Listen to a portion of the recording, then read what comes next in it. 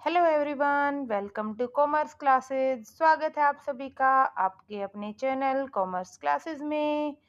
जैसा कि आप सब देख पा रहे हो, आज का जो हमारा टॉपिक है वो है अकाउंटिंग प्रिंसिपल। बड़ा है एक इम्पोर्टेंट टॉपिक होता है आपका 11th 12th में, इवन आपकी ग्रेजुएशन में भी, आपकी पोस्ट ग्रेजुएशन तक, इवन यूजीसी नेट में भी इससे रिलेटेड क्वेश्चंस आपके पूछे जाते हैं। तो स्टार्ट करते हैं आज के टॉपिक को। Accounting principle. प्रिंसिपल्स क्या होते हैं? प्रिंसिपल्स होते हैं रूल्स। प्रिंसिपल्स होते हैं हमारे लिए गाइडलाइंस। प्रिंसिपल होती है हमारी स्टैंडर्ड लैंग्वेज।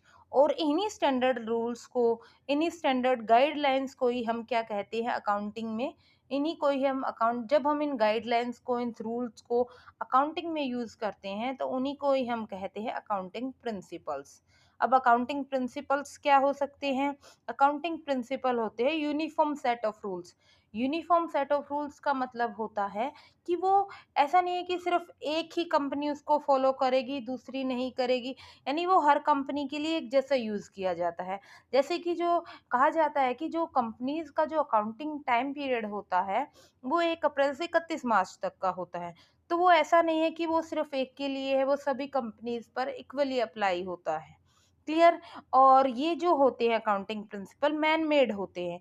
यानी ये किसने बनाए हैं? इंसान ने ही बनाए गए, इंसान के द्वारा ही बनाए गए हैं और मैन ही इनको फॉलो करता है। तो ये क्या होते हैं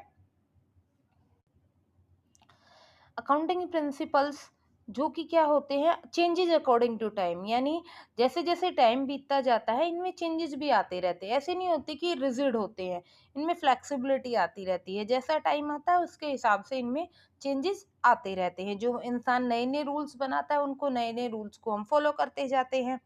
these are standard rules. Standard होते हैं यानी ये नहीं है कि वो किसी के लिए अलग है, किसी के लिए अलग है, सभी के लिए सेम रूल्स होते हैं और सबको इनको मानना भी पड़ता है। जनरली एक्सेप्टेड होते हैं यानी सभी को इनको फॉलो करना पड़ता है। गाइडलाइंस होती हैं, किसके लिए होती है? These are the guidelines for accounting. Accounting की गाइडलाइंस होती हैं।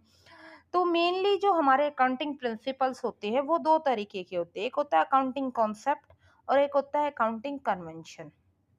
क्लियर? अगर आपको अकाउंटिंग प्रिंसिपल्स का मीनिंग समझ में आ गया और आप चाहते हैं कि मैं कॉन्सेप्ट और कन्वेंशन को भी आपको दोबारा से अच्छे से एक्सप्लेन करूं, तो आप इस चैनल को लाइक कीजिए, शेयर कीजिए और कमेंट कीजिए कन्वेंशन और कॉन्सेप्ट्स के लिए। Thank you. Have a nice day.